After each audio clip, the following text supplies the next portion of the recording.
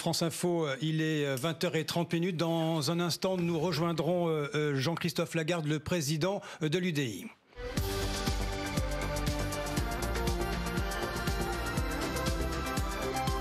Mais pour l'heure, c'est l'info avec vous. Bonsoir Emmanuel Langlois. Bonsoir Jean-François, bonsoir à tous. 20 minutes d'allocution présidentielle pour Emmanuel Macron. 4e intervention depuis le début de la crise du coronavirus. Le chef de l'État annonce que l'ensemble du territoire français, à l'exception de Mayotte et de la Guyane, passera dès demain, lundi, en zone verte, si bien que les cafés et les restaurants rouvriront pleinement dans la capitale. À partir de demain, dit-il, nous allons pouvoir tourner la page du premier acte de la crise que nous venons de traverser, a dit le chef de l'État, qui annonce aussi que les crèches, les écoles et les collèges pourront accueillir, elles, à partir du 22 juin, tous les enfants et les élèves, de manière obligatoire, dit-il. Le second tour des élections municipales lui est maintenu au 28 juin. Et puis les visites dans les EHPAD et les maisons de retraite devront désormais être autorisées, a dit Emmanuel Macron, selon qui le moment que nous traversons nous impose d'ouvrir cette nouvelle étape qui va permettre d'accélérer la reprise. Ce sera la priorité des 2 années, dit-il, à venir. Notre première priorité, dit-il, est de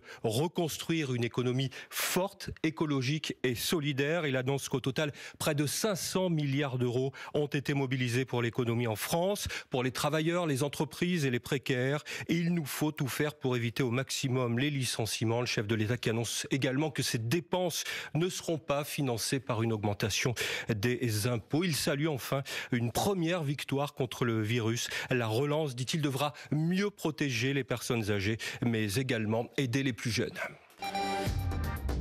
Édition spéciale. Patricia Loison, Jean-François Akili.